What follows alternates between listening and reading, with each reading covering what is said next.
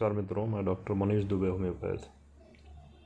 मित्रों, आज एक 9 साल के बच्चे का केस मैं डिस्कस कर रहा हूँ आपसे। और उसको लगभग 1 हफ्ते से बुखार आ रहा था। एलोपैथिक मेडिसिन्स उसकी चल रही थी कहीं से, लेकिन बुखार आता था, उतरता था, फिर आ जाता था। ब्लड टेस्ट कराने पे पता चला कि बच्चे को टाइफाइड का असर है, लेकिन मेडिसिन्स उसमें कुछ काम नहीं कर पा रही थी। तो किसी मेरे पेशेंट ने उनको रेफ़र किया कि आप एक बार डॉक्टर साहब को दिखा दीजिए। और वो बच्चा अपने पिताजी के साथ आया। तो मैंने देखा और मैंने फिर पूछा कि भाई, बच्चे से पहले कुछ प्रश्न किए। मैंने कहा, बेटा क्या तकलीफ़ है आप बताइए। तो डरा सहमा सा लग रहा था, कुछ विशेष बता नहीं रहा था। और जैसे जो भी क्वेश्चंस पूछे जाएँ तो उसके आंसर थोड़ा सा सिर हिला करके या हाँ ना में जवाब दे रहा था, और चेहरे पर एक भय दिख रहा था। तो मैंने उसके बाद उसके पिताजी से पूछा कि बुखार के टाइम पे बच्चा आपका करता क्या है। तो उन्होंने कहा कि सर, ये जब बुखार आता है तो ये जाकर के बिस्तर पे लेट जाता है। और मैं बोला, खाने पीने में क्या है, कैसा है। बोले, सर बुखार नहीं रहता है तो सब कुछ खाता पीता है, लेकिन बुखार आने के बाद सीधे बिस्तर पर लेट जाता है और सुस्त पड़ा रहता है आंखें बंद करके। तो मैंने पूछा कि उस समय मान लीजिए कोई पानी या कुछ और चीज़ मांगता है। बोले, सर कुछ नहीं, बिल्कुल नहीं, कुछ मांगता नहीं।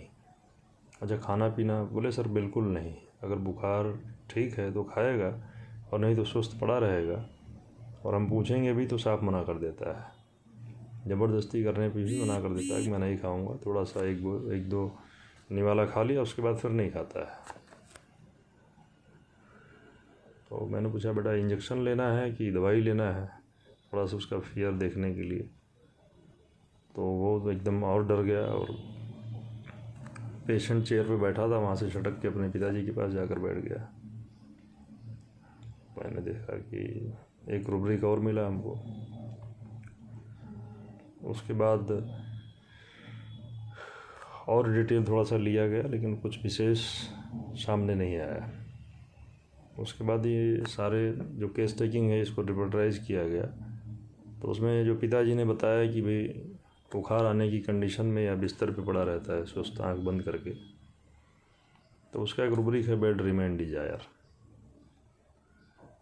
उसके बाद उन्होंने बताया कि ये खाना पीना कुछ नहीं खाता है, पूछने पर भी मना कर देता है। तो इसका रुब्रिक है, रिफ्यूजेस टू ईट। और जब मैंने पूछा उससे, बेटा इंजेक्शन लेना है क्या, तो वो डर गया, सहम गया। बोले, नहीं नहीं नहीं सर, हम कोई मतलब थोड़ा सा डरा, और उसके बाद अपने पिताजी के पास चला गया। तो ये है फियर इंजर्ड इज बीइंग और एस्केप अटेम्प्ट, भागने की कोशिश कर रहा है डॉक्टर से। तो ये सब रुब्रिक लिया मैंने, और फिर मैंने उससे पूछा कि भाई और क्या क्या हैं इसके ख़ास सिम्टम्स। तो उसने बताया कि सर, ये जल्दी किसी पे भरोसा नहीं करता है, जिसको अच्छी तरह से जानता है उसी पे विश्वास करता है। तो मैंने इतने रुब्रिक लिए, और उसके बाद रिपोर्टराइज करने के बाद हायोसामस मेडिसिन आया। और जब वो क्लिनिक में आया था तो मैंने टेम्परेचर उसका चेक किया था, लगभग 102 के आसपास टेम्परेचर था। और उसको हायोसामस 200 का एक डोज दिया गया, और मैंने 15 मिनट बैठने के लिए कहा उनको। 15 मिनट के बाद